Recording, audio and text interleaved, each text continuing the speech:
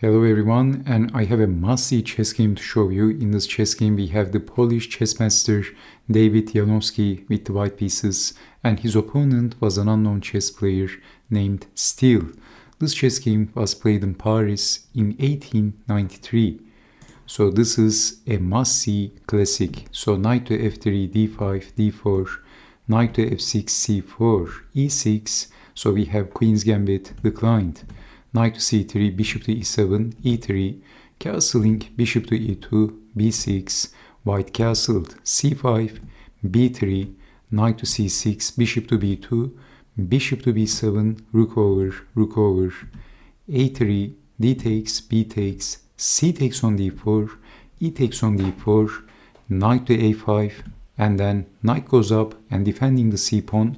You can see that Janowski has a weakness. So knight goes back and challenging the defender. Knight takes, queen takes, knight goes back, opening the rook and defending the c pawn.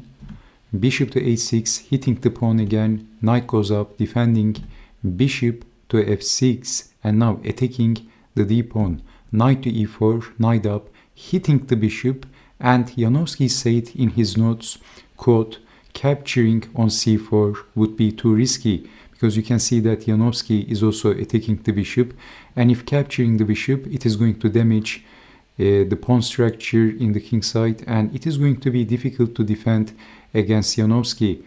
So defending the bishop and d5, full steam ahead, rook over, also making room for the bishop. Perhaps Janowski could have pushed the pawn and squeezing his opponent.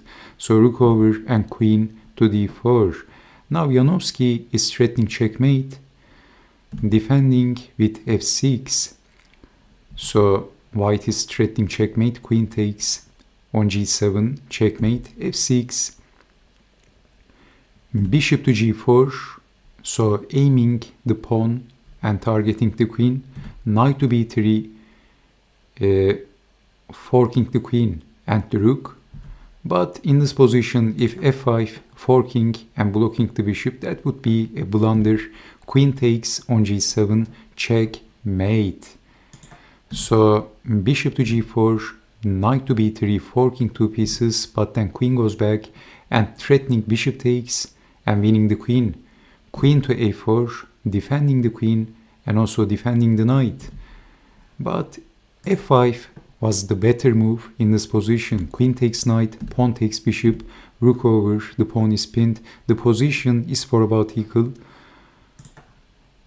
Queen to a4, and Janowski simply captures the pawn, forking the king and the rook. So this doesn't look very good. King to h8. If king to f8, then queen to h3 is very dangerous. So attacking, hoping to infiltrate and then checkmating the king. If pushing the pawn, that is going to create horrible light square weakness. White can easily infiltrate with the queen, and then black is just not going to be able to defend. So king to h8, but then Janowski played strong move d6. Janowski wanted to deflect the bishop, but bishop back was the better move. But black captured, and this was not a good move. It is white to move. Janowski played knight takes on f6, sacrificing the knight, knight sacrifice for the mating attack, but then bishop takes on c4. If capturing the knight, bishop takes on f6, checkmate with the two bishops. Another Janowski game and another checkmate with the two bishops. But this didn't happen. Black played bishop takes on c4, not capturing the knight. And now in this position, Janowski played a very strong move. Can you guess that move? If I give you a couple of seconds, actually that was the top engine move, the best move. And after that move, black has no defense. Black is basically getting checkmated. So did you see that move?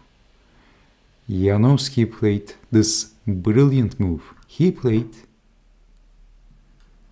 queen to h6 and still resigned. What an incredible move. Janowski is sacrificing the queen and still resigned. He has no logical defense for preventing the mate. If capturing the queen, Then knight goes back, check, and black feels the full power of the bishop here. So firing the king with both of the bishops. So black is getting checkmated. Bishop takes on e5.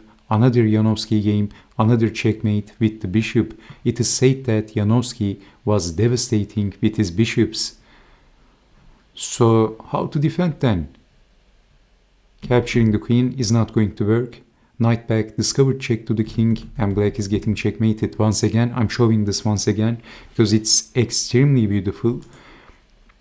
And if capturing the knight, then bishop takes on f6 or queen takes on f6, checkmate with the two bishops once again.